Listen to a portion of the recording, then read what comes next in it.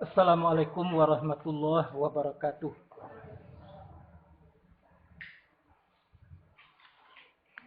Alhamdulillahi rabbil alamin. Ar-Rahmanir Rahim. Maliki yaumiddin. Iyyaka na'budu wa iyyaka nasta'in. Ihdinas siratal mustaqim. Siratal ladzina an'amta 'alaihim. Ghairil maghdubi 'alaihim waladdallin. Amin. Pertama sekali syukur puji kita serahkan kepada Allah Subhanahu wa taala. Salawat dan salam untuk Nabi kita Muhammad sallallahu alaihi wasallam. A'udzu billahi minasyaitonir rajim. Bismillahirrahmanirrahim. Innal ladzina amanu wa 'amilus shalihat yahdihim rabbuhum biimanihim. Tajri min tahtihimul anharu fi jannatin na'im. Shadaqallahu azim. Setelah kita masuk kepada rangka bersyukur kepada Allah Subhanahu wa taala. Mengapa disebut rangka bersyukur? Karena syukur itu kerangkanya ada. Pertama adalah di dalam kerangka itu terdapat ucapan alhamdulillah. Itu syukur. Kemudian juga di dalam kerangka syukur itu secara batinnya yaitunya memanfaatkan pemberian Allah Subhanahu wa taala sesuai dengan yang dikehendaki oleh Allah itu sendiri. Jadi kita ke pemberian Allah atau tebak? Pasti kita pemberian Allah. Mata, telinga, kaki, tangan, harta, jabatan dan lain sebagainya itu pemberian Allah. Nah, untuk itu masukkan ke dalam rangka syukur atau kerangka syukur, manfaatkan sesuai dengan keinginannya Allah Subhanahu wa taala. Nah, dan kemudian juga berada dalam kerangka syukur itu adalah merasakan bahwa kita selalu berada di dalam pertolongannya Allah. Seburuk apapun derita yang kita derita, kita tidak lepas daripada pertolongan Allah. Sesulit apapun kesulitan yang kita hadapi, kita tidak pernah lepas daripada pertolongan Allah Subhanahu wa taala. Nah, maka ketiga unsur ke disitulah kesempurnaan syukur kita kepada Allah Subhanahu wa taala. Banyak orang yang bersyukur hanya sebatas alhamdulillahirabbil alamin. Itu masih perlu ditingkatkan. Perlu dipertimbangkan, dipertanyakan dan lain sebagainya. Nah, begitu juga salawat kepada Nabi kita Muhammad sallallahu alaihi wasallam. Di dalam kerangka salawat itu ada ucapan. Ucapan itu ada dua macam. Pertama, ungkapan salawat yang namanya maksur. Artinya salawat yang diajarkan oleh Nabi sallallahu alaihi wasallam langsung Nabi mengajar. Nah, yang kedua adalah salawat yang diberi nama dengan ghairu maksur. Bukan selawat yang diajarkan oleh Nabi, tetapi dibentuk, dikarang oleh orang-orang yang kompeten untuk itu. Tentunya orang-orang soleh. Dibuat. Nah, maka selawat manakah yang diucapkan? Terserah. Tapi tentu yang paling tinggi nilainya selawat yang diajarkan oleh Nabi Sallallahu Alaihi Wasallam. Nah, seperti misalnya selawat di dalam salat. At-tahiyatul mubarakatus salawatut thayyibat sampai fil alamin innaka hamidum majid. Itu diajarkan Rasul maksur. Atau selawat Jibril sebagaimana yang tempoh hari sudah kita klarifikasi, yaitunya sallallahu ala Muhammad.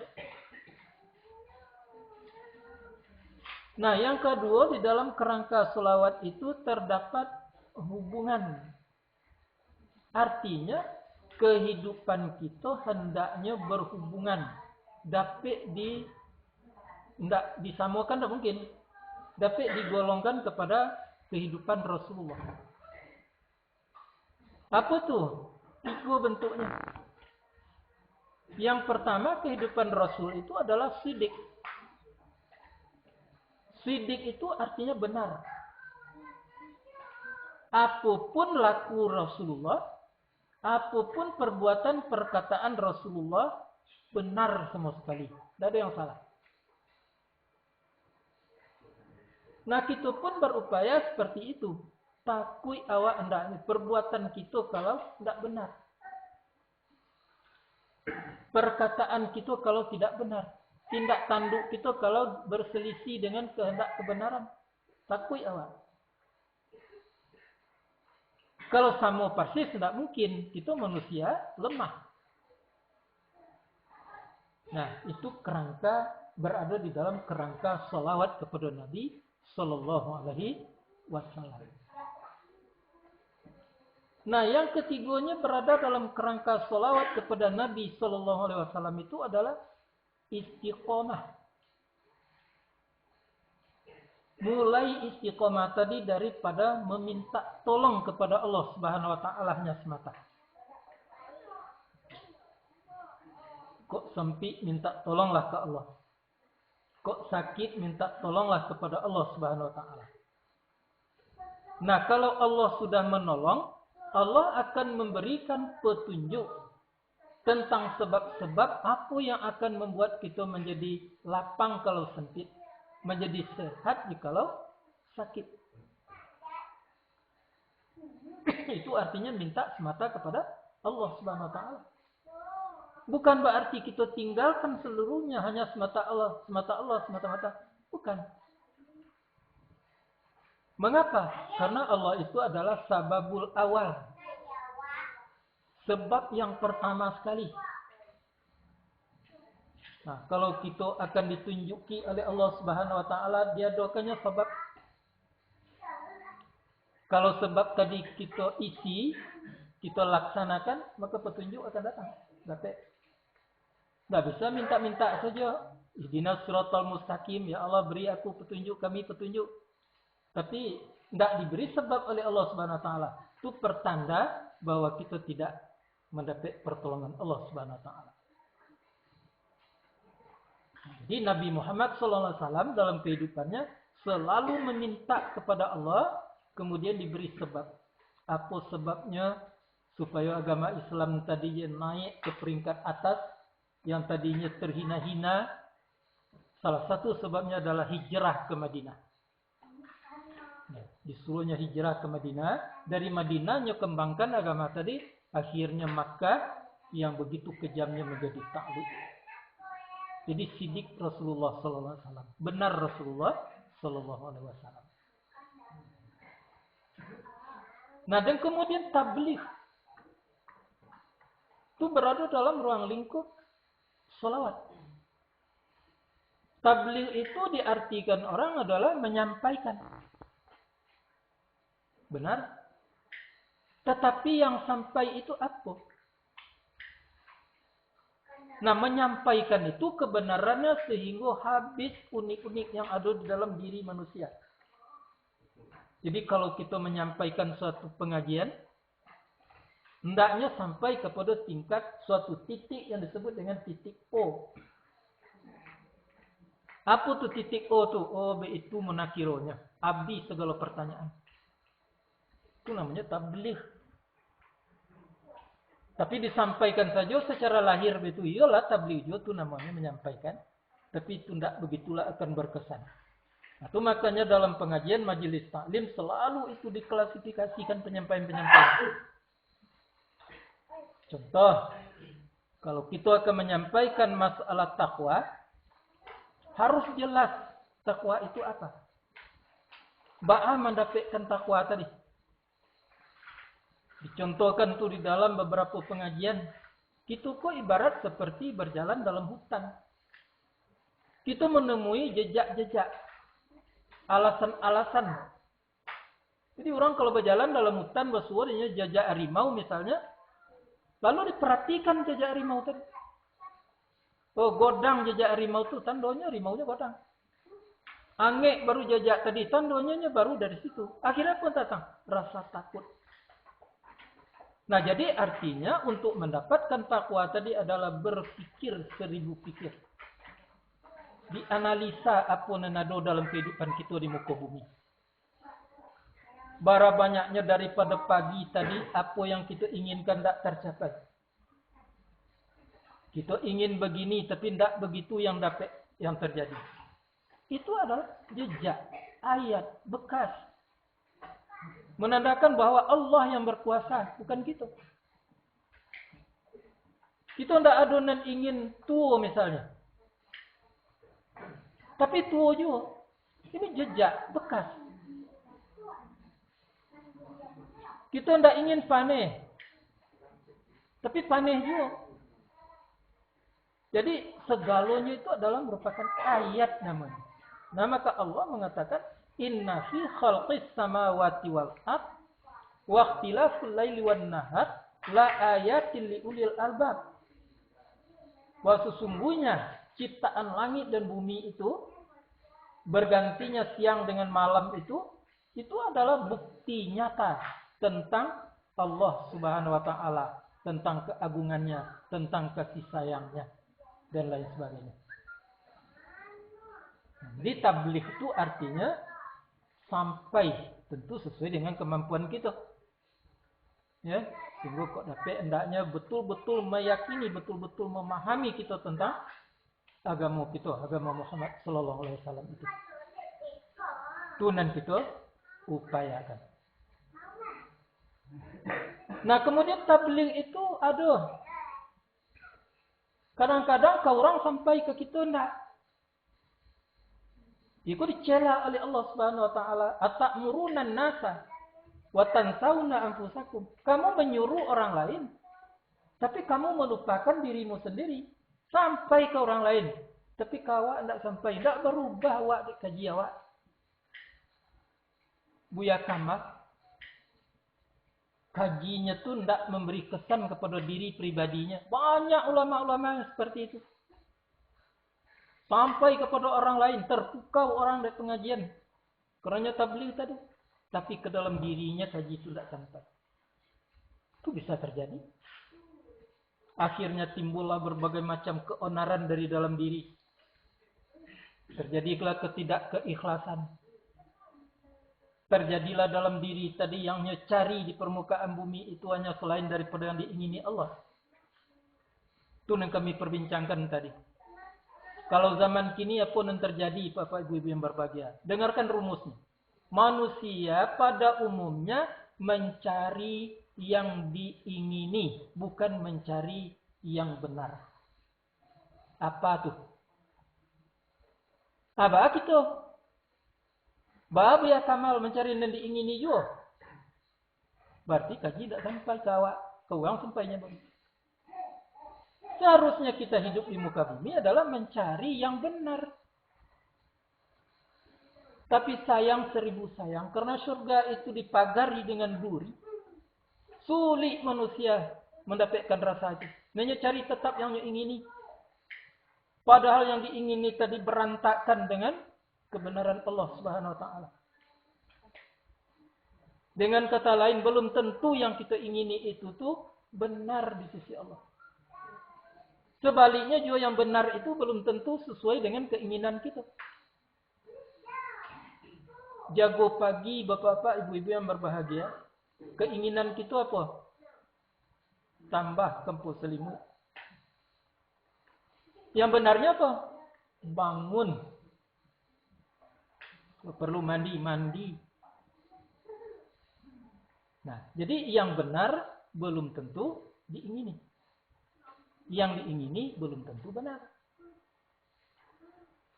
Nah, akhirnya manusia tadi hilang beberapa komponen agama dalam diri. Malunya hilang.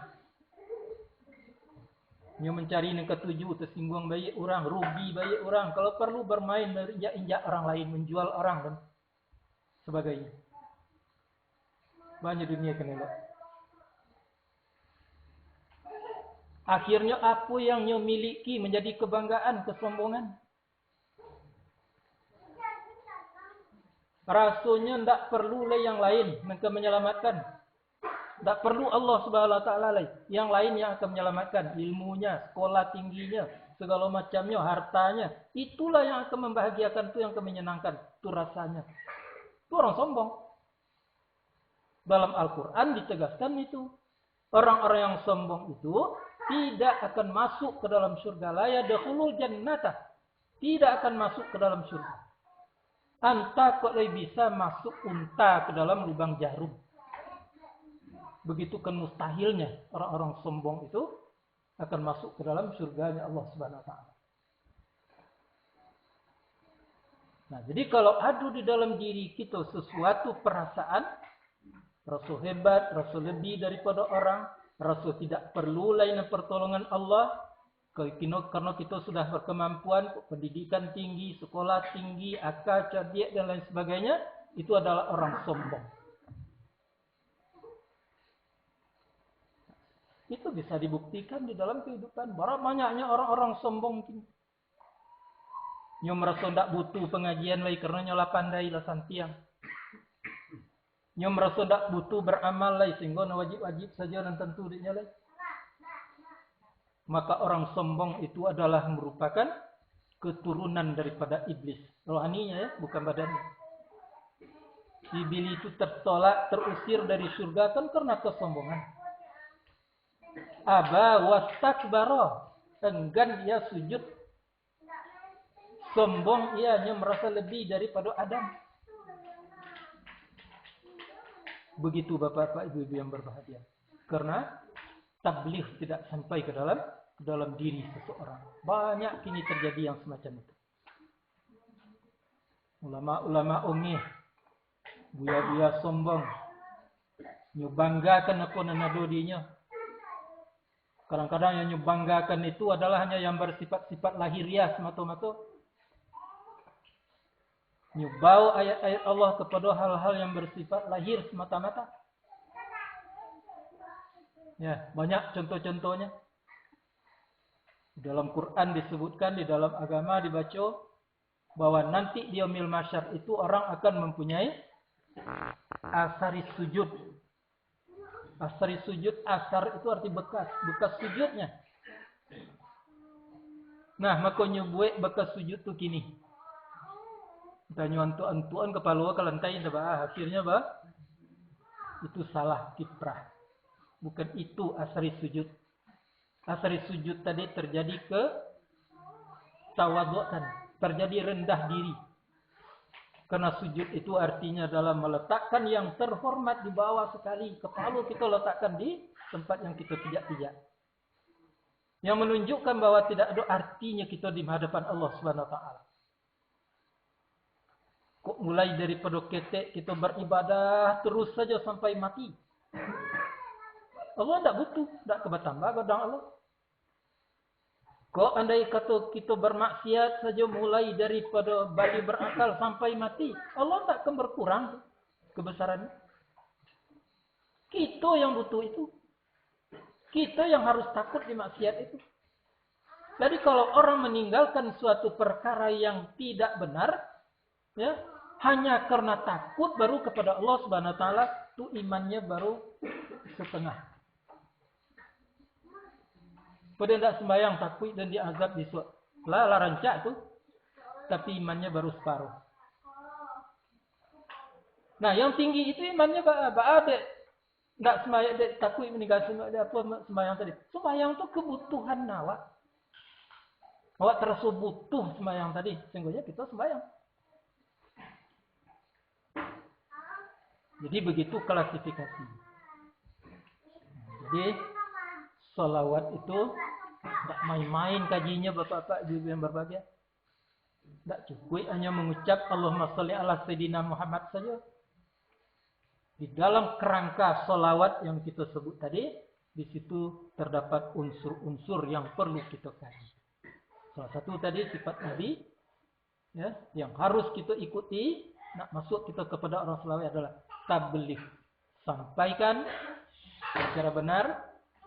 Hilang pertanyaan, kemudian sampaikan kepada diri pribadi sendiri. Tuh yang kedua. Kemudian amanah. Amanah itu artinya adalah dipercaya. Bukan main-main. Badai mengaji bukan main-main. Bukan berhibur. Tapi mencari kebenaran. Ini hilang tuh.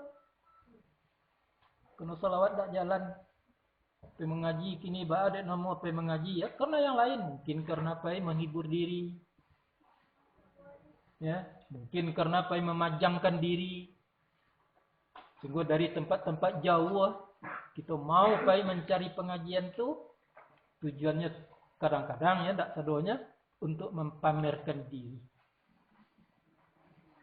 Aduh kawan nambo sewaktu bekerja dulu di asuransi, nyo ingin pai mengaji ke Jakarta. Nyo sendiri tanpa anggotanya. Balik tu bila aja awak ke masuk TV le. Nah, itu modelnya yang tidak amanah. Itu makanya ambo contohkan pengajian itu seperti omeh dan loyang. Kurangnya. Kalau na loyang tu apa? Kileknya ndak tanggung-tanggung tu mengalahkan omeh, tapi ndak bertahan. Kalau lah dapet dia masuk TV dia sekali tu ndak lah tu. Di main. Padahal masuk TV tadi tidak perlu banyak-banyak lebih-lebih. Kini rekam kok bisa masuk TV. Kok mau ngaji kini bisa masuk TV beko. Dan ada programnya tuh. Kini mengaji kini bisa ditonton di dalam TV. Ada programnya.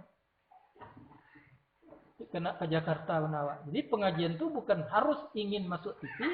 Tapi ingin mengerti tentang seluk-beluk agama. Yang sumbernya adalah Al-Quran dan Sunnah. Jua kini kau perlu dipertanyakan. Tidak aja itulah. Manusia tidak mampu seperti itulah. Dia menjalankan sesuatu tadi. Karena ada di balik itu yang dia harapkan. Baudang di balik batu. Banasi di balik korak. Itu makanya. Selawat perlu kita kaji.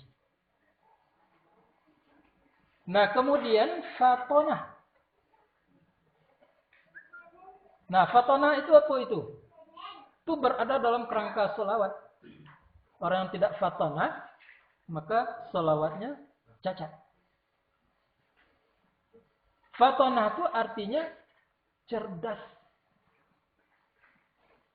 Takile ikan dalam air tentu dia jantan betinonya. Itu kalau bida-bida orang Minang. Alun takile lata kalam. Kini tidak habis itu lagi. Kadang-kadang lah dipancingnya di orang awak. Awak dah habis. Tadi aginya awak umpan di orang. Awak dah tentu. Indak fatonah. Kalau Rasulullah itu fatonah. Akhirnya orang yang fatonah tadi. Wawasannya akan jauh ke depan. Bahkan kini. Ikut dicela tu. Yang kini jalan yang bisuk pulau dikaji. Itu orang yang tidak fatonah tu. Orang yang fatonah harus kini menyeperhitungkan. Bisuk menyeperhitungkan. Melaksanakan kini. Sehingga Nabi mengajarkan. Besok kamu akan mati. Di tanganmu ada sebuah biji korma. Maka tanamlah. Bukan untuk kamu. Tapi untuk orang yang akan datang nanti. Jadi fatonah. Nabi itu pemikirannya itu jauh ke depan. Lalu tentu kita kalahi ke dunia aku lain. Nabi SAW lah lapan yang lewat. Ummati. Ba'a umat dan disuat. Salati. Salat. Bagaimana salat umat itu disuat. Coba bayangkan. Nah kini tidak ada dewan tulen. Dia yang ketujuh dia inyornya. Dia lebih di Minangkabau. Masalah tanah misalnya di Minangkabau kok bermasalah Pak Ibu yang berbagi. Padahal di dalam adat Minangkabau itu ada berwe, ada bebuku, beruang, ada bekotak, bebeke, bekadiaman, bemedan, bepabincangan. ulayat sama dipoci pegang erit ketubona beganggam tagu budi bayi. Tuh undang-undangnya panjang tuh. Sini dah boleh. Kini jali apa awak berdusana. Kedapi endaknya untuk dusana tadi awak perlu punya. Itu ndak beinggo namanya. Harotonya badan nambah dusana. Haroto ndak mau berdusana. Padahal resikonya tinggi. Orang yang mengambil hak seseorang satu jengkal saja kecil Nabi, itu akan diambil nanti yang sejengkal tadi sampai ke pusat bumi dan akan dikalungkan kepada mereka. Hati-hati, ambil untuk orang. Sawawak di bawah, sawah orang di atas, jangan tebak-tebakan mana punya. Iku hilang kini. Sudah berkacau. Nah, kok dikadukan mereka, diminta ke pengadilan mereka. Pengadilan pun tak habisnya tu kadang-kadang. Dan orang yang akan mengadili pun tak tentu. Contoh nenek mamak kusui ke menyelesaikan kawah ke menjanikan. Dan nyo tak habis pula tu. Nyo untuk orang ni untuk nyo pula tak. Jadi amanah sudah tercabut Bapak Ibu yang berbahagia. Nah, jadi barakopleng yang kita baca syukur, kemudian sholawat. Nah, jadi tidak murah syukur tu kiranya.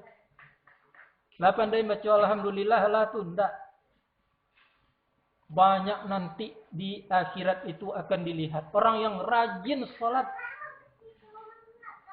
lama sholat berpuluh tahun, tapi diamnya dalam neraka jahanam. Mengapa? Karena syukurnya, salawatnya tidak beres. Itu makanya kita bersyukur kepada Allah sebagai induk. Kita berselawat kepada Nabi karena itu adalah induk.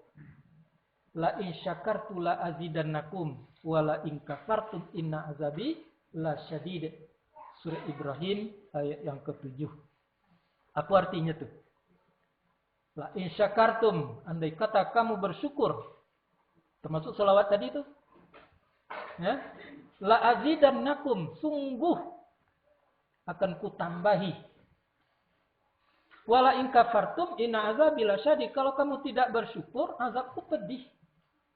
Lawan daripada bersyukur itu kafir. La in kafartum inna azabi lasyadid.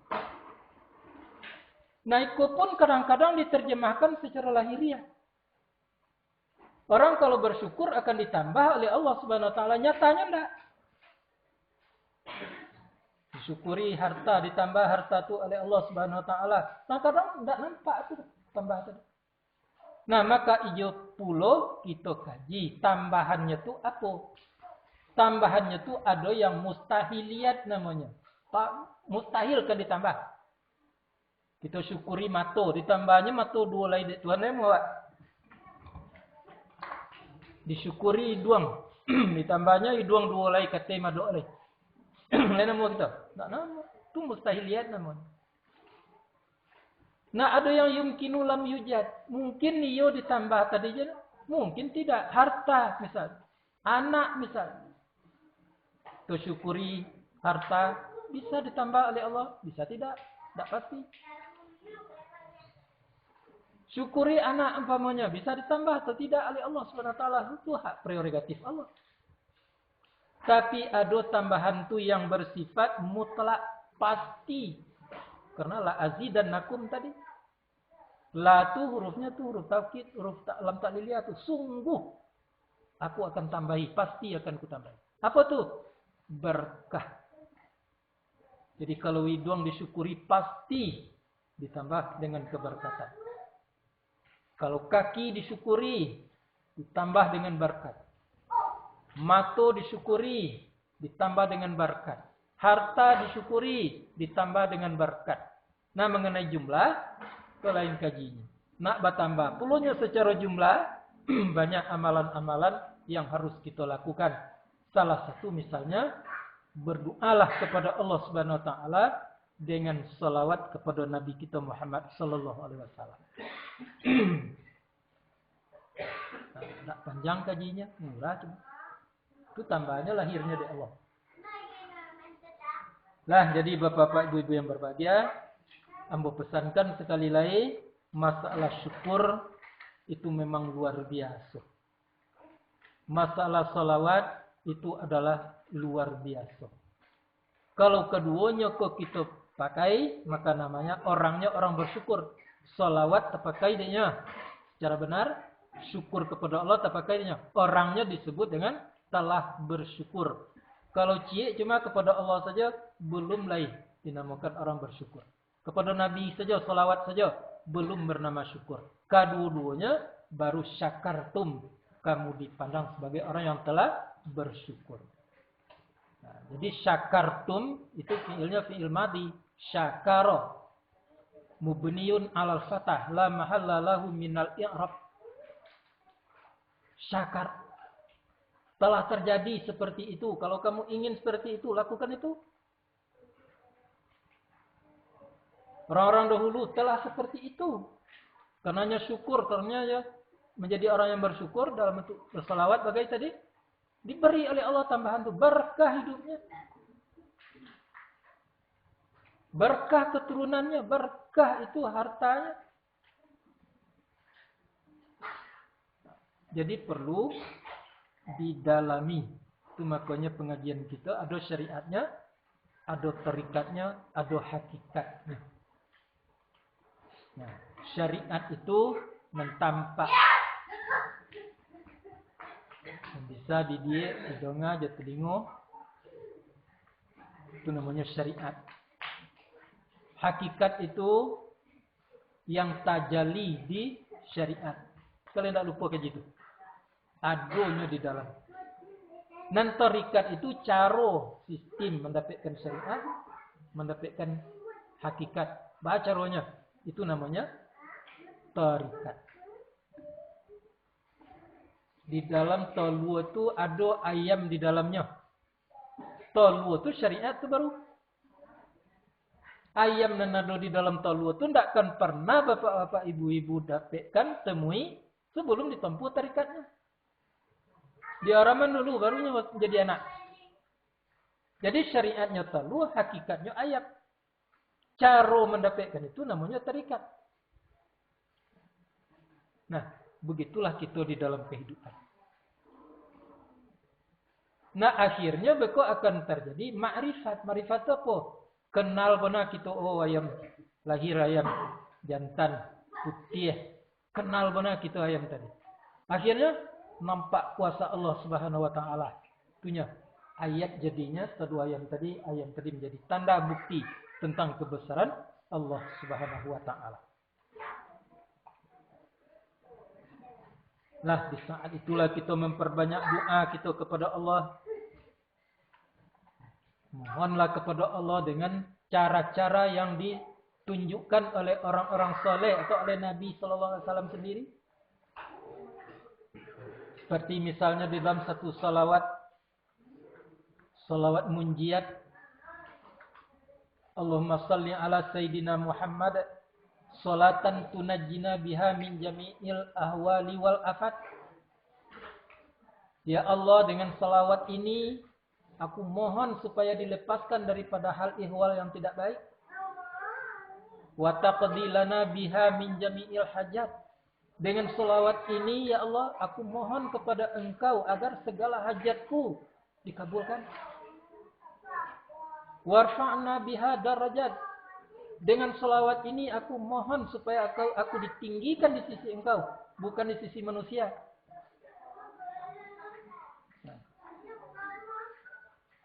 Jadi tunjina biha salawat min jami'il alfat wa taqdilana biha min jami'il hajat wa tutahhiruna biha min jami'is sayyi'at. Dengan berkat salawat ini aku minta supaya aku disucikan dari sifat-sifat yang tidak baik, begitu seterusnya. Nah, sudah itu bayangkanlah balik. Dengan kemuliaan kebenaran Muhammad sallallahu alaihi wasallam, aku minta kepada Engkau ya Allah. Aku akan minta, terserah. Dengan kebenaran mukjizat Nabi Engkau Muhammad sallallahu alaihi wasallam, aku minta kepada Engkau ya Allah. Dan tadi, apa yang diminta tadi? Lapang misalnya. Lapang pula minta kita. Dengan selawat yang aku kirimkan kepada Nabi engkau ya Muhammad, aku mohon kepada engkau. Dan tadi pula keselamatan kan. Nah, baru diucapkan selawat. Ya, dibaca selawat lagi. Minimal 100 kali. Tiap sudah sembahyang hendaknya kok dapat. Ketiga, sudah sembahyang maghrib dan sudah sembahyang subuh. Pendek kalimatnya. Tidak makan waktu 5 menit. Itu selawat Nabi, itu selawat Jibril itu. Yaitu sallallahu alaihi ala Muhammad. Sallallahu ala Muhammad. Itu kita akan diberi itu oleh Allah Subhanahu wa taala. Baik langsung atau tidak apa yang kita inginkan kepada Allah. Nah, maka orang-orang yang berupaya ke situ. Nah, jangan lupa. Tidak mungkin kita ulang. Untuk menyempurnakan syukur dan salat itu. Berupayanya untuk itu. Itulah orang-orang yang ikhlas beramal soleh. Namanya orang itu mengamalkan sesuatu yang baik. Itu amal soleh namanya. Jadi orang yang melakukan tindakan agama tapi tidak mengacu kepada yang dua tadi, syukur dan salawat tadi, nah mereka tidak dapat disebut dengan amal soleh, beramal soleh. Nyulai sembayang, tapi apa jenyo Nabi tidak nyoyon, kehidupannya jauh di luar kehidupan Nabi. Kalau Nabi sidik tadi, inyo tidak sidik. Nabi tabligh tadinya tidak berupaya untuk tabligh. Orang itu tidak disebut dengan orang beramal soleh. Tapi harus garis bawahi Bapak Ibu yang berbahagia. Karena kaji-kaji yang borek itu kadang-kadang membuat kita lari dia jadi. Muka suambu bukan itu. Berupayalah untuk itu. Harus dapat dulu tidak. Berupayalah untuk itu. Itu makanya sering disampaikan dalam pengajian. Kalaulah berupaya kita untuk menjadi syukur yang benar. Menjadi orang salawat yang benar. Amalan kita bisa menjadi amal soleh. Dan kita tidak akan ditolak nanti oleh Allah di padang mahsyar. Sekalipun kita belum bersyukur. Sekalipun kita belum masuk ke dalam kelompok orang salawat. Mengapa? Karena kita berupaya untuk itu. Pada alunnya bersyukur wa'ang dulu di dunia lah. Alun lah ya Allah sedang berusaha baru kami itu kaji. Dan tak berusaha kami menjawab tidak nanti. Nah maka itulah tugas kita di permukaan bumi. Memasukkan segala tindakan kita tadi kepada amal soleh. Berupaya untuk jadi orang syukur, jadi orang salawat. Nah ini akibatnya. Apa akibatnya? Yahdihim rabbuhum biimanihim. Tuhan mereka akan memberi petunjuk kepada mereka dengan iman mereka, dengan kepercayaannya kepada kaji tadi. Yo itu mengko keselamat. Yo berusaha untuk syukur lalu laksanakan. Dengan sebab itu Allah pasti memberi hidayah. Nah hidayah itu juga bukan main-main Bapak Ibu yang berbahagia. Apakah bisa kita pastikan orang yang berilmu tinggi itulah dapat hidayah benar? Belum bisa. Sebab pintu gerbang daripada hidayah itu bukanlah ilmu. Contoh, orang Islam apa adanya surat Al-Fatihah? Apa artinya? Tak paham maknanya. Orang orientalis pun apa adanya Al-Fatihah? Apa adanya pahamnya tentang Al-Fatihah. Orientalis artinya orang yang tidak Islam. Orang yang mencari-cari kelemahan Islam. Sama ilmunya tak? Sama-sama pahamnya, sama-sama mengerti tentang Al-Fatihah. Tapi orientalis itu tidak bisa dapat petunjuk. Karena hanya ilmu. Nah, orang yang Islam tadi bisa jadi dapat petunjuk. Kalau dapat dia melaksanakan ketentuan-ketentuan berikut. Jadi yang berulang, ilmu bukanlah merupakan pasti itu pintu daripada hidayah Allah Subhanahu wa taala. Nah, lalu di mana pintunya hidayah Allah Subhanahu wa taala itu? Jelik dalam surah Al-Waqiah sebagai batang kaji kita dari awalnya ayat 79 kalau tidak salah. La yamassuhu illal mutahharun. Tidak akan bersentuhan dengan hatinya Al-Quran itu. Artinya tidak akan turun hidayah ke dalam hati itu. Kecuali terhadap orang-orang yang suci. Nah, itu kunci. Jadi kalau hanya sekedar ilmu, tidak perlu suci. Tidak Islam baik, bisa dapat ilmu. Orientalis tadi. Berapa banyaknya zaman kini, orang-orang yang Nasrani, tidak Islam, Yahudi. Santiangnya baca Quran dibandingkan dengan orang Islam. Jadi hidayah itu di mana? Hidayah itu pintu gerbangnya adalah kesucian. Apalagi kalau ilmunya tinggi, suci itu loh. Tambah masuklah ilmu hidayah tadi ke dalam hati. Akhirnya akan terjadi nanti kasyaf. Kasyaf maksudnya itu terbuka hijabnya dengan Tuhan. Seolah-olahnya setiap saat, setiap hari tadi menerima pesan Tuhan dari alam-alam yang ada di sekitarnya. Nyoca lihat samui tekona Tuhan. Nyoca lihat selimbado tekona Tuhan. Apa saja mengadah ke langit, nampak keagungan Tuhan. Menakua ke bumi, tampak itu keagungan Allah Subhanahu wa taala. Itu ciri-ciri orang yang telah mendapat hidayah, petunjuk dari Allah Subhanahu wa taala. Kita kalau mencari kata nampak apa? Pertanyaan. Kalau mencari karongi, ana nampak bongi, buruknya rongi nampak. Mencari ke orang itu pula, salah orang nampak. Tanda tidak mendapat hidayah. Nah, jadi ilmu bukan pintu hidayah. Tapi pintu hidayah itu adalah kesucian. Nah, perlu diulang-ulang itu kesucian apa? Kesucian itu tidak perlu tuh dipahami secara lahirnya saja. Lah suci badan kita dari najis, daripada hadas misalnya lah cukup. Tidak. Maka dalam pengajian majelis taklim itu diklasifikasikan bertingkat-tingkat. Satu disebut dengan kesucian badan.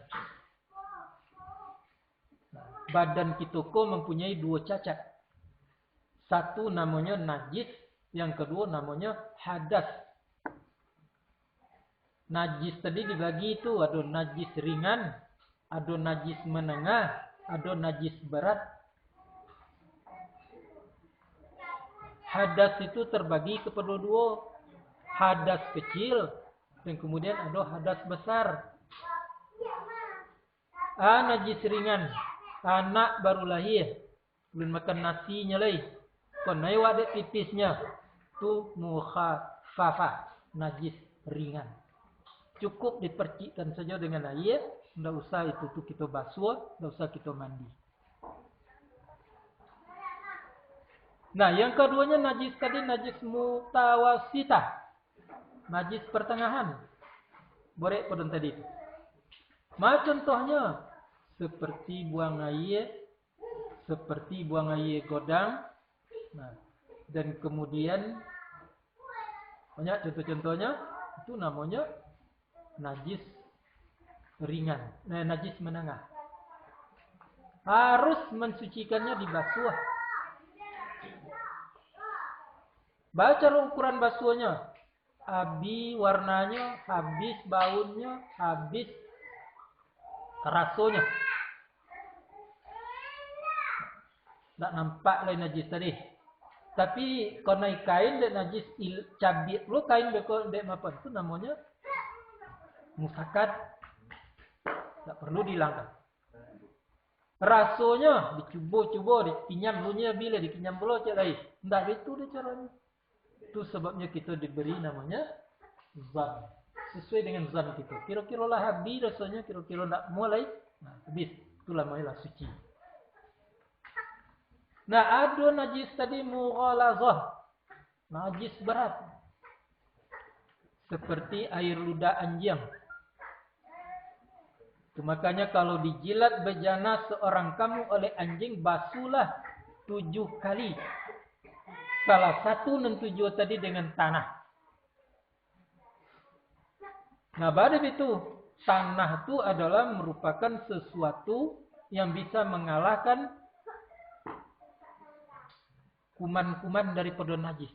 Jadi rupanya ya ludah anjing, ludah babi itu, apalagi dagingnya itu punya kuman-kuman tertentu. Kemudian dalam ceritanya dulu pernah kejadian seseorang digileknya makanannya di anjing, dibawa ke laboratorium, dibasuh, tidak mau hilang kumannya. Diangek, tidak bisa hilang kumannya, tidak mau hilang kumannya. Dek bawa ke bawah juga jatuh, inggok di tanah. Sudah itu dibawa ke labor balik, hilang kuman tadi, mati kuman tadi. Apa sebab? Karena bersentuhan dengan tanah. Nah, itu makanya kita kok dijadikan dari tanah, dikembalikan kepada tanah, dan kemudian dibangkit nanti daripada tanah itu sendiri. Jadi tanah itu luar biasa tuh. Nah, kalau kini bisa diwakili dengan deterjen, sabun. Nah, itu makanya virus corona kini ke harus basuh tangan dengan sabun minimal 20 detik. Itu Islam tuh yang berbicara seperti itu. Bukan orang pintar-pintar tuh. Islam yang mengecek seperti itu. Angkitkan kuman-kuman tadi dengan deterjen ini. Kemudian ada hadas tadi. Hadas itu ada hadas kecil. Lope ulu ada bau luak gitu. Namanya hadas, tapi hadasnya kecil. Itu dengan uduk. Nah, uduk tadi menjadi syarat oleh sholat. Kalau tidak sah uduk, tidak sah sholat. Nah, maka oleh sebab itu harus dijalekan.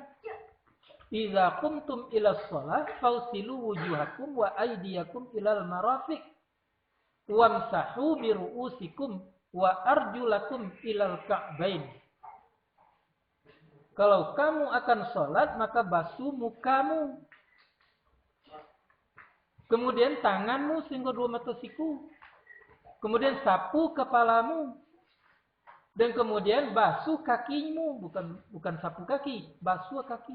Cik kepalanya nambah sapu. Begitu indahnya ajaran Nabi kita Muhammad SAW yang diterima dari Allah Subhanahu Wa Taala. Fausilu wujuhakum, basuh mukamu. Basuh tanganmu. Basuh kakimu. Tapi tiba di kepala tidak basuh, perintahnya sudah sapu. Aku basuh pula kepala bulu apa akibat? Nah, basuh muka, basuh tangan, basuh kepala, basuh kaki, kalau itu tidak. Tetapi yang kepala hanya disapu. Ukuran sapu tadi tidak banyak. Lah terasa di kepala tanah lah tu dengan air, boleh dengan air yang baru, boleh tidak. Yang menyapu. Itu hadas kecil. Nah, sertakanlah uduk tadi itu dengan menyebut nama Allah. Apabila kita beruduk tidak di dalam WC. Duduk WC tidak ada. Minimal bismillah. Karena Nabi mengatakan, beruduklah kamu dengan menyebut nama Allah. Seolah-olah ya, turun dari muka kita tadi dosa dan salah. Karena setiap hari tak pernah muka kita tadi tidak salah. Tak pernah mata kita tidak salah. Tak pernah telinga kita tidak salah. Maka oleh sebab itu, 5 kali sehari semalam kita wajib beruduk. Basuh tangan seolah-olah mengalir dosa kesalahan tadi dari tangan. B7 kepala, B7 kaki.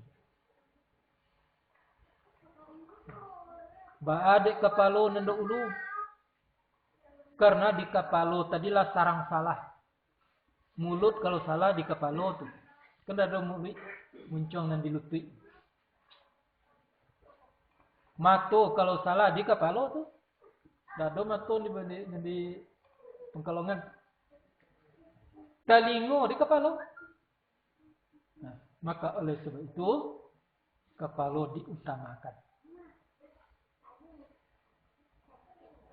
Nah kemudian ada hadas tadinya hadas besar. Itu namanya junub laki-laki atau janabah bagi perempuan.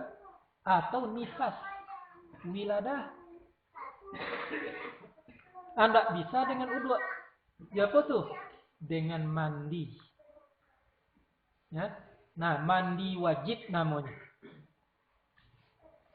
Mandi janabah bagi perempuan. Mandi junub bagi laki-laki. Mandi nifas bagi perempuan. Mandi haid bagi perempuan. Ukurannya apa? Membasuh seluruh anggota tubuh. Jangan ada yang tinggal anggota tubuh kita tadi. Itu namanya hadas besar. Lah selesai. Najis ketek, najis godang, nama-nonga. Babi. Bau dua. Lah benar kita bau dua seperti yang tadi. Apa lain yang disucikan? Harta kita. Bapak ibu-ibu yang berbahagia. Kalau kita punya uang 100. Kita ambil 10.000. Nah yang 10.000 tadinya berkata-kata pada hakikatnya. Nah itu kaji hakikat. Tak tahu ngade awak kecil yang 10.000 tadi. Aja nyonya, alhamdulillah aku sudah engkau sucikan. Tak tahu ngade nan tinggal, maka sucilah nan tinggal tadi. Itu makanya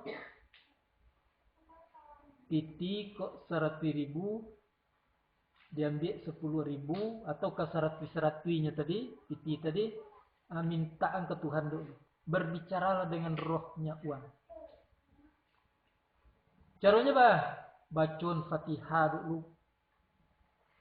Sampai baca Fatihah tadi, imbaulah titi tadi. Akunya yang diimbau. Rohnya. Jadi titi itu tahu. Hai titi 100.000. Hai uang 100.000. Engkau adalah hamba Allah. Atau makhluk Allah. Carilah temanmu. Bawa kepada aku. Jadi milikku karena Allah subhanahu wa ta'ala. InsyaAllah. Titi akan datang bawa.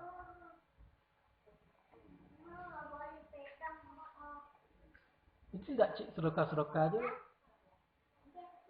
Aduh, cara ditentukan. Nah, tapi walaupun sedekah-sedekah aja biasa aja, awak baru lahelo itu. Tetapi lebih baik kita lakukan seperti yang tadi. Nah, berikanlah uang tadi kepada yang membutuhkan. Tidak akan kurang di kita, pasti bertambah. Nah, jadi bapak-bapak, ibu-ibu yang berbahagia, sucikan harta. Karena harta itu nanti dua pertanyaannya. Satu, dari mana didapatkan? Yang kedua, kemana dipergunakan? Bagaimana mendapatkan, bagaimana mempergunakan? Dua-dua. Ya, kalau andai kata harta tadi terdiri diambil daripada yang haram, tidak mau disucikan itu. Kini kita punya kondik 100 ikuah. Disodokkan 100 ikuah. Dia punya suci. Tetap kondik namanya. Tinggal sikuah. Tetap kondik na sikuah tadi. Nah, kini banyak orang berpikir kini pengajian untuk mensucikan harta tadi dengan zakat, dengan infak, dengan sedekah, dengan cara seperti yang tadi. Tetapi yang sedekahkan tadi yang tidak halal. Tidak bisa tuh. Dibawa ke Mekah, tiba di Mekah menangi-nangi awak di pintu Ka'bah tu meminta doa ditolak oleh Allah Subhanahu wa taala. Nah, jadi hati-hati. Itu makanya carilah sumber-sumber yang benar tentang harta. Nah, kemana dipergunakan? Mempergunakannya adalah kepada agama Allah Subhanahu wa taala. Bahwa supaya harta kita tadi hendaknya dapat menolong agama Allah, tegaknya agama Allah Subhanahu wa taala. Itu kan harus kita pikir. Nah, kalau itu terlaksana berarti harta kita akan menjadi suci. Kalau tidak, maka bahayanya adalah kepada diri kita sendiri. Kecik Nabi. Adamu walahmu nabata minal harami fannaru aulabih. Darah, daging yang tumbuh daripada yang haram, maka yang patut untuknya adalah neraka jahanam. Hati-hati. Nah, tapi ada pengecualiannya Bapak Ibu yang berbahagia dalam Quran. Pakailah olehmu harta tadinya haram tadi sebagai kepala harta. Iyo lah telanjur wak selamokoh. Lah banyak dapat di awak harta yang bersumber daripada yang tidak halal, katakanlah daripada yang haram. Jadikanlah sebagai modal itu harta tadi itu. Ya, tak baru. Itu mensucikan darah dan daging. Apa pokoknya tadi? Hidayah tidak akan masuk ke dalam hati, sekalipun ilmu setinggi langit, kalau tidak suci. Itu tadi pokoknya. Nah, yang ketiganya adalah sucikanlah otak dan pemikiran. Bu berulang menyampaikan. Jadi otak itu ada disucikan karena otak tadi yang berpikir. Yang pikirkan apa? Kalau otak tadi tidak suci, yang pikirkan yang bukan-bukan. Coba analisa diri kita malam kini, saat kini. Bara jam kita agaknya terpakai waktu kita untuk berpikir nasib kita besok di akhirat.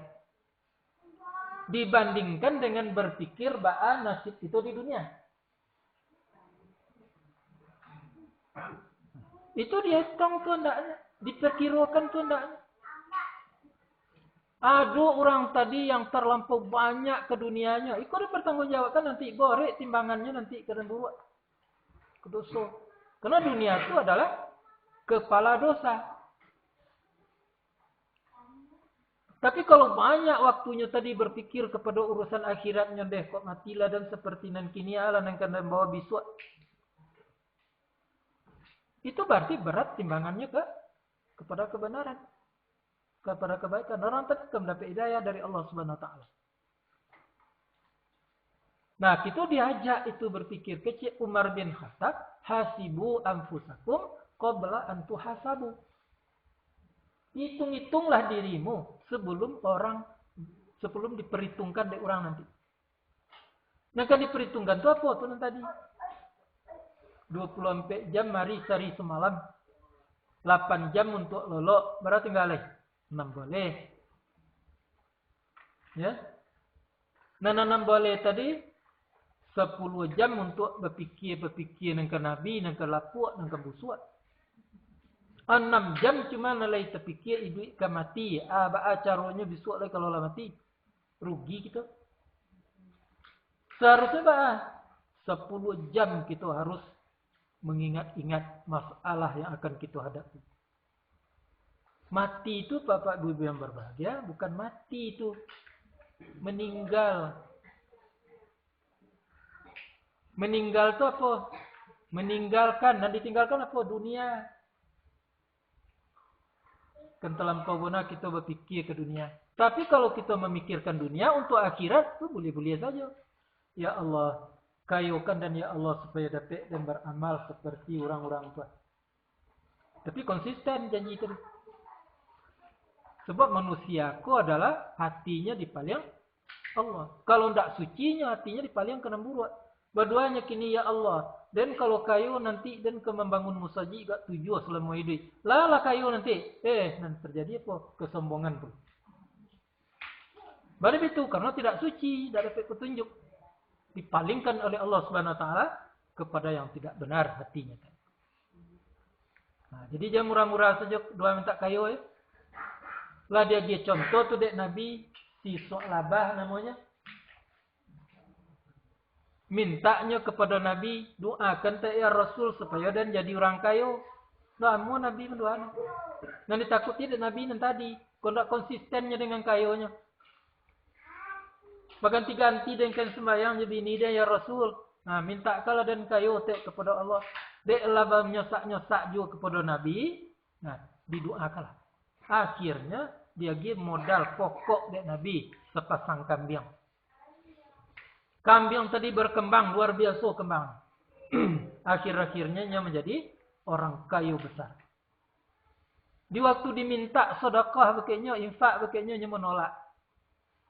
Kok dia nem punya? Nah, itu yang paling setan tadi. Karena soal abad tadi tidak orang suci kiranya. Diminta zakat bekenya tidak mau mengeluarkan. Sembayang lambe biasanya rajin kaum-kaum kini tidak lagi. Lenggangnya lebih tukar. Lenggang orang bangsa jangan kayo besok bapak ibu yang berbagi. Nah, untuk soal abad ulunya lagi. Nah, akhirnya apa yang terjadi? Berhentinya daripada Islam. Jadi kita jangan murah-murah saja minta kayu tu. Kan tak ada agaknya kita nak mau kayu nak. Ada si kondak, kita nunjuk tak mau kayu. Nah, jangan pula tak mau. Tapi kayu dalam keadaan benar. Itu tadi. Ya. Kayu dalam keadaan benar. Kalau bangsat awak payah. Kok sakit awak payah ube. Kok sulit awak payah melaksanakan sesuatu. Dia lah mencoba tu dek sekolah ke sekolah jo dulu bangsat mengukur. Kalau kini bangsat jualnya tapi lebih bisa minta ongok ke anak gue. Ke jamaah gue. Kalau dulu zaman ngecek. Kadang anak pulang sekolah nanti je keliki bawa bui. Baru itu awak sekolah tak mencari dah. Sudah bertanya kepada apakah ingin kayu ni? Bukan. Apa yang diinginkan gini ke? Selamat. Jadi bapak-bapak, ibu-ibu yang berbahagia, nambah lah 3 masuk kok. Kau gambar saja mencerita pakai ambo. Boleh coba satu. Makan sekali 2 hari lah tiba. Nah kayu nolong coba. Tapi lapang. Sebab ambo sekolah. Ambo mulai saja naik dulu ke rumah kan. Daftar sekali. Ke fakultas dakwah namanya. Training College. Tamat di situ. Mendaftar balik ke IAIN. Ulang tingkat 1 balik. Jurusan tak dakwah lagi. Jurusan ambil PA, Pendidikan Agama. Terus sekolah. Sampai anak bonok 7 sekolah tamat. Ya, pas 7 anak sekolah tamat. Wisuda di Padang tu bawa siit tu pandai tegak-tegak tontak baru ketek. Anehnya bapak ibu-ibu yang berbahagia, orang melirik. Menilai awak. Banyak jumlahnya karena mencari yang benar manusia tadi. Tidak mencari yang benar. Mencari yang ketujuh manusia, bukan mencari yang benar. Banyak yang mendiskreditkan awak. Termasuk orang Umar sendiri. Apa jatuh deh. Tidak pandai cari.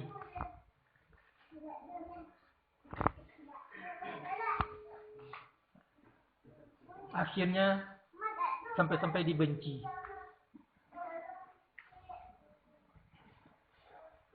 Tapi itulah sifat orang Minang memang seperti itu. Tak kurungnya nak di luar, tempiknya nak di atas, bajalan duonya nak di tengah. Tak senangnya mencari awak. Begitu awak jadi buaya, banyak buaya-buaya tadi dan tak senang. Nyo takut tempik. Akhirnya diskreditkan, fitnah dan lain-lain sebagainya. Itu kerja buya-buya itu dulu. Itu tidak boleh ninjau hidungnya. Nah, akhir-akhirnya masyarakat tabau. Maka apa yang terlihat di tengah-tengah masyarakat, keberadaan Ambo di tengah-tengah masyarakat tidak punya arti sama sekali. Begitu penderitaan dan mencari ilmu pengetahuan, namun nilai yang dapat dari masyarakat tidak ada artinya hidup. Sehingga tidak seolah-olah tidak dibawa selia semudi. Kok apa nanti bo? Sampai juga anak-anak kini, anak Ambo kini. Kalau ada anak dia mendaftarnya kok jadi ala, tahu kan masuk anak Buya Kamal tu, dah kalau lulus tu. Nah, itu sulitnya kebenaran tu. Nah, jadi bapak-bapak, ibu-ibu yang berbahagia, dan kita kok tidak usah peduli terhadap hal yang semacam itu. Kepedulian kita hanya kepada Allah Subhanahu wa Ta'ala. Itu penderitaan yang ambo derita. Tapi dibandingkan dengan derita orang-orang soleh, dan cukup kuat. Dibandingkan dengan derita yang derita oleh Muhammad SAW, malu nado artinya penderitaan awak. Nah, mudah-mudahan segala penderitaan tadi menjadi amal, menjadi ladang kebenaran di sisi Allah Subhanahu wa Ta'ala. Nah, untung saja bini lain tak banyak cencong. Kok banyak cencong lah bini, mungkinlah 10 bini dan. Sekolah 2 bini, 2 dek sekolah itulah awak. Tak tahu cak lain-lain itu cari boleh.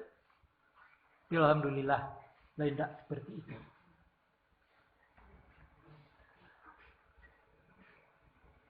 Nah, itu kesucian otak dan pemikiran. Tanda-tandanya otak yang tidak suci itu hanya pikirkan selalu yang negatif. Contohkan sering, kalau ada orang mengaji bentuk yang kini, tidak akan pernahnya bertanya ingin tahu apa yang dikaji. Paling-palingnya mencela. Kaji yang tidak baik. Nanti orang jemaah kan jubut.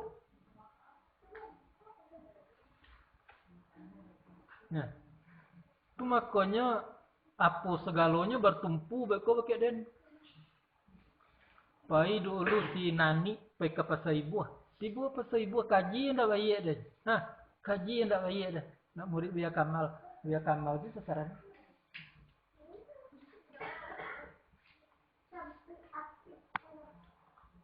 Nah, jadi perlu disucikan. Nah, jua disucikan itu. Ya ulu enggak. Ya mandi, bukan. Dengan infak wakaf, enggak. Mensucikannya harus dengan ilmu dan hikmah. Ilmu saja tidak cukup tadi. Harus ada hikmah di balik ilmu. Apa hikmah tadi? Tiap yang kita ilmui dapat kita keputusannya. Dapat kesimpulannya di awak. Itu hikmah namanya. Ba'adik mengaji. Oh, kiranya mengaji tadi supaya dan selamat dunia akhirat. Dapat kesimpulan tu. Itu punya hikmah. Ba'adik mengaji. Sogan awak diorang. Itu tidak kaji bahikmah tu. Jadi ilmu dan hikmah lah yang akan mensucikan otak dan pemikiran.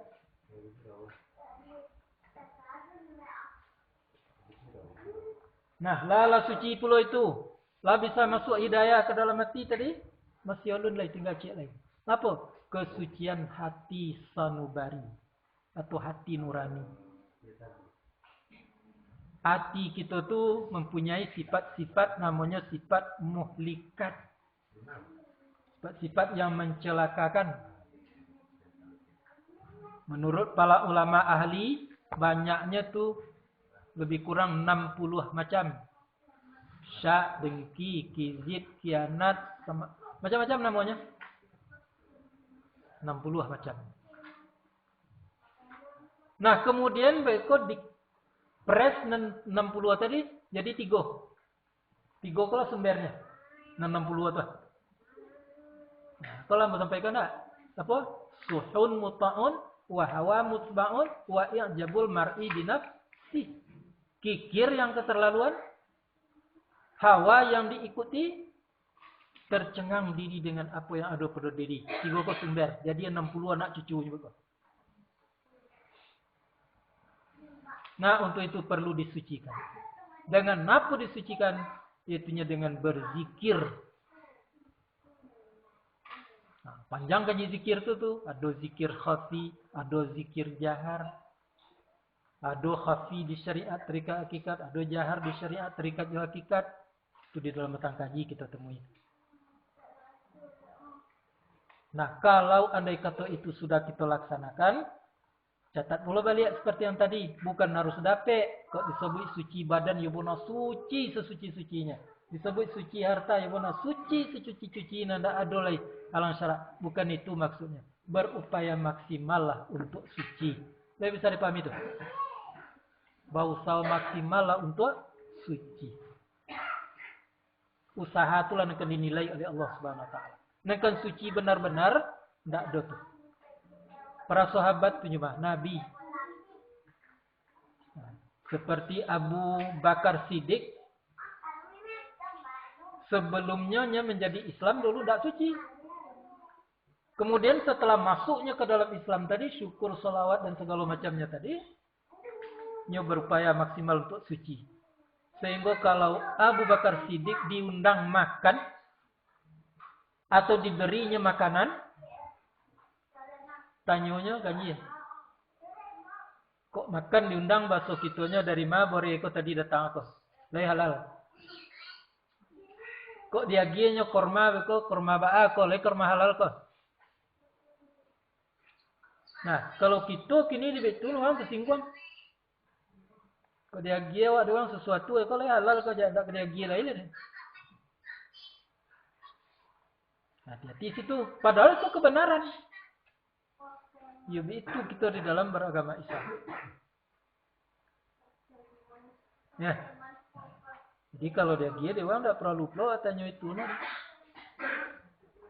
Tapi kok gara-gara aja tuh tidak pun. Nah, lengkap kan ampe-ampeknya tadi mensucikan badan, sucikan harta, mensucikan otak, pikiran, mensuci hati nurani, nah maka berhujananlah hidayah ke dalam hati. Pada waktu itu sikap akan berubah. Kalau selama kau nampak nerancak kita gembira, kini tidak lagi. Nampak dia awak kebesaran Allah Subhanahu Wa Taala. Terasa hinanya diri. Kau menceliak nemburuak kita di dunia kau. Taraso dek kita itu adalah perbuatan Allah. Dari Allah. Taraso dek kita diri kita tidak apa-apa sama sekali. Itulah makanya orang-orang soleh sering mengungkapkan. Di balik akuan yang ada. Yang aku lihat hanya Allah Subhanahu Wa Taala. Akuan artinya apa yang ada, apa yang terjadi. Di waktu melihat apa yang ada, apa yang terjadi. Yang dilihat adalah keagungan, kebesaran, kasih sayangnya Allah Subhanahu Wa Taala. 99 banyaknya itu. Tidak nampak salah satu dalam kehidupan kita. Keterlaluan kita hidup namanya itu. Apa rencana di awak tidak itu yang terjadi. Tidak nampak kebesaran Allah di waktu itu dah. Terlalu gitu. Nah jadi bapak-bapak, ibu-ibu yang berbahagia. Jadilah menjadi orang yang bersyukur kepada Allah Subhanahu Wa Taala. Kemudian untuk menyempurnakan syukur salawat tadi harus kita berhubungan baik sesama manusia. Pengajian kau terlaksanakan dek berhubungan baik antara kita. Nah itulah kita singgung. Salat kepada Allah, salawat kepada Nabi. Silat kepada manusia. Nah ketiga-tiganya kok apabila kita kemas di dalam suatu pengertian dan pemahaman, maka orang tadi akan diberi hidayah oleh Allah Subhanahu Wa Taala. Karena mereka namanya beramal saleh. Innal ladzina amanu wa amilus solihat yahdihim rabbuhum bi imanihim. Tajri min tahtihimul anhar. Kok ia nak surga diberi. Dalam surga tadi akan mengalir nanti sungai-sungai yang tidak pernah putus-putusnya. Di mana? Fi jannatin na'im. Yaitunya di dalam surga yang banyak nikmat. Nah, jadi kok nak ia masuk ke surga, tempuhlah jalan. Kalau tidak jalannya nanti tempuh karena rokok.